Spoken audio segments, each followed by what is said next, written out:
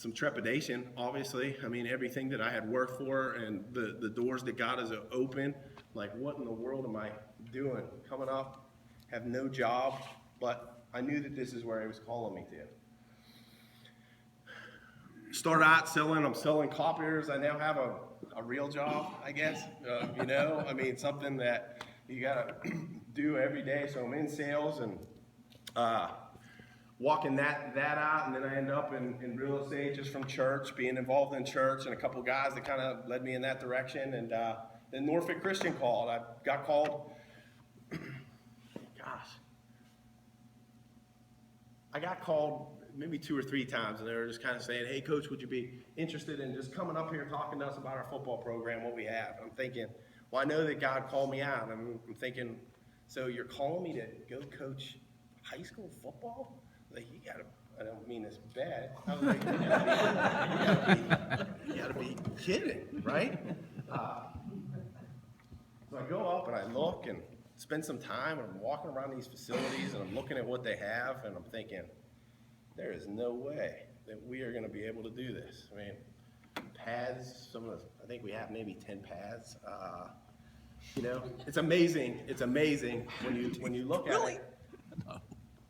I was shocked, and it even shocked me more because of this. I was hired on to be a varsity football coach, right?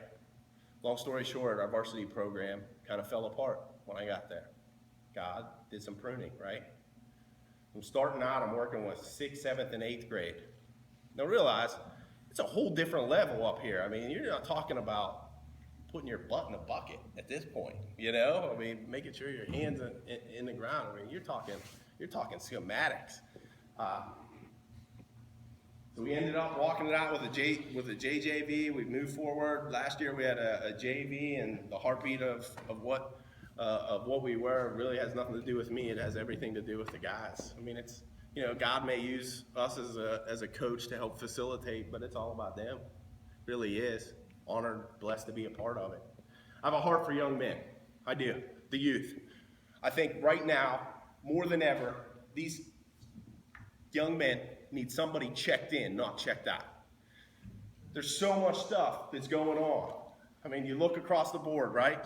You see, just this past week, you hear the stuff going on with the transgender bathrooms, pornography at our fingertips, people that are continually checked out. We have these beautiful cell phones, right? You ever sit at a table, in a restaurant and watch? Is there any conversation happening? No. I think now more than ever, it's important for us as men to take our place. I think the adversary loves the fact that we're checked out right now. I really believe this. I really believe this. I pray that more and more men say, I'm checked in. I'm going to come alongside. When you look at my path and you look at how far I was gone, and then God started to bring men around me to help me walk it out, start moving forward. Guys that checked into my life, plugged in, and said, hey man, I know you're struggling. Let me help you. And didn't check out on me. I don't know where I would be if there was not one person that checked in. I think it's important for young men today to know that there's a man that knows their name, that knows their story, and is praying for them. I think football is a great tool in building godly game plans. The things that football teaches, in my opinion, and this is just my story, I think that it mirrors so much of what God is calling us to be as men.